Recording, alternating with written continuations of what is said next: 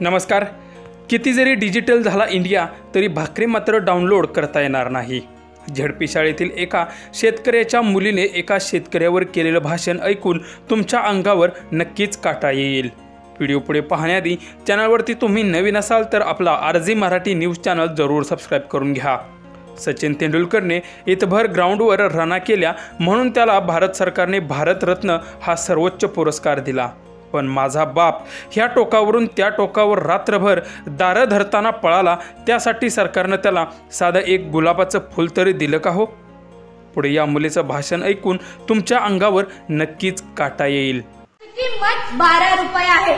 रस्त्यावर ट्रॅक्टर मधून जाताना कुणी एक ऊस घेतला तर शेतकरी हसून बोलतो, अजून घ्या, यात काय एवढं.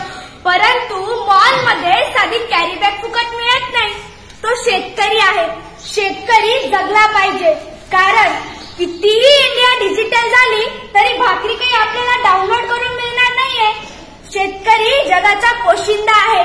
म्हणून मी चिखलोड येथील इयत्ता 9वीची विद्यार्थिनी कोमल रतन त्रिभुवन आपल्या समोर विषय मांडणार तो महाराष्ट्राचे आराध्य दैवत श्री छत्रपती शिवरायांच्या स्वराज्याला, बाबासाहेब आंबेडकर यांच्या राज्यघटनेला, महात्मा ज्योतिबा फुले यांच्या शैक्षणिक क्रांतीला, माता जिजाऊ, माता सावित्री, माता अहिल्या यांना त्रिवार अभिवादन करून येथे उपस्थित माझे शेतकरीचे बंधू आणि भगिनी, शिक्षक आणि सुईच्या टोकासारखं बारीक निरीक्षण करून दुधाचं दूध आणि पाणीचं पाणी करणारे परीक्षक सर्वांना माझा मनपूर्वक नमस्कार.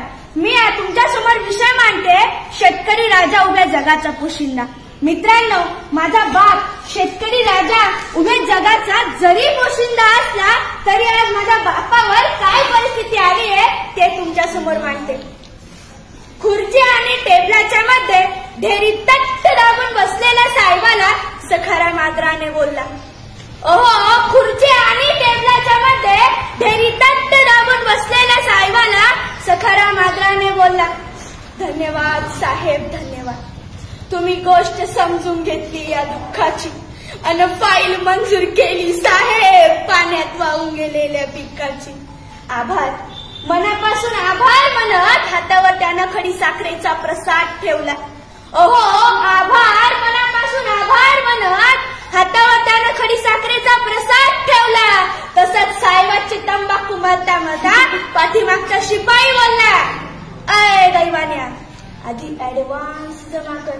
माहित नाही का तुला, साहेब पैशाशिवाय कशालाच तोलत नाही. आणि खडी साखर उचल, सरांचा डाएट चालू, त्यात गोड खाल्लेलं चालत नाही. 4 दाणे खडी साखरनं चालणाऱ्या डाएट मध्ये टेबला खालच्या नोटा खाणं बसल का? आणि फुल्ल झालेल्या डेअरी मध्ये अजून खायची ताकद असेल का? हा मनातला प्रश्न सखारामनं मनातल्या मनात गेला. फाईल मंजुरीत खिशातून 5000 गेले. फाईल बँकेत जमा झाली की तुम्हाला नोटा देतो. लागेल तर या वर्षी शेतात हरभरा पेरेल पण कांदा पेरणार नाही.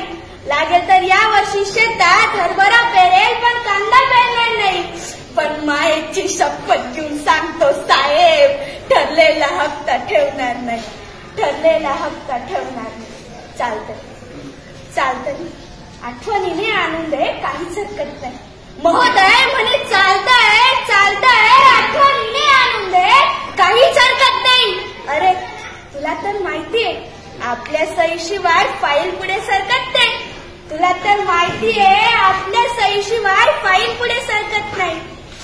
साहेबांच्या तंबाखूसाठी मळलेला हात शिपायानं पटकन झटकला.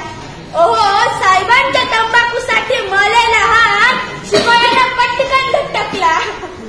आणि 10,000च्या फाईली पायी 50,000 द्यायला लागून सखाराम झाडाले जाऊन लटकला. अशी अवस्था सर माझ्या शेतकरी बापाची. माझा बाप या जगाचा जरी पोशिंदा असला तरी आज माझ्या कृषी प्रधान देशात माझ्या बापावर ही आत्महत्या घेण्याची वेळ येते. तरी सुद्धा त्यांनी शेती करणं काही सोडलं नाही. मराठवाड्या विदर्भातील शेतकरी आत्महत्या करत होते. तेथील एका पत्रकाराने आपल्या भारताच्या कृषी मंत्री साहेबांना प्रश्न विचारला, कृषी मंत्री साहेब, मराठवाड्या विदर्भातील शेतकरी आत्महत्या करतायत, यावर तुमचं उत्तर काय? तर आपल्या भारताचे कृषी मंत्री म्हणतात, मराठवाडा विदर्भातील शेतकरी आत्महत्या करतात हाच पत्रकार, हाच प्रश्न आणि हेच उत्तर घेऊन मराठवाडा विदर्भातील एका शेतकऱ्याच्या मुलाकडे येतात आणि विचारतात त्याला, बाबा रे, तुझ्या वडिलांनी आत्महत्या केली ती प्रेम प्रकरणामुळं, असं आपल्या भारताच्या कृषी मंत्र्यांचं म्हणणं आहे. यावर तुझं उत्तर काय? तर जरा लक्ष देऊन ऐका मित्रांनो, तो मुलगा काय म्हणतो. बरोबर आहे साहेब, माझ्या वडिलांनी आत्महत्या केली ती प्रेम प्रकरणामुळं, हे बरोबर आहे.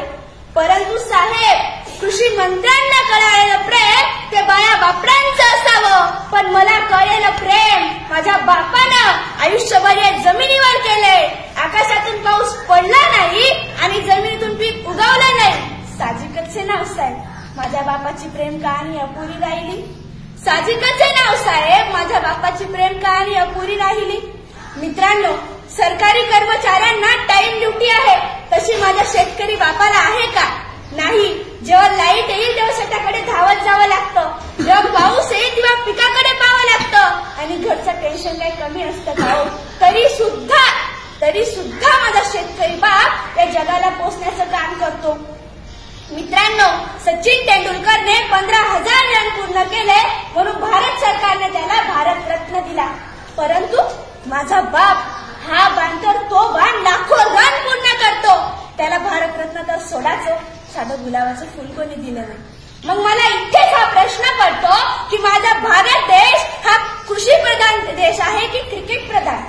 मित्रांनो, शिवरायांच्या, शाहू महाराजांच्या काळात शेतकऱ्याला प्रथम क्रमांक दिला जात होता. शेतकऱ्याच्या मिरचीच्या देठालाही हात लागता कामा नये अशी शिव आज्ञा होती. परंतु आज चित्र बदललंय.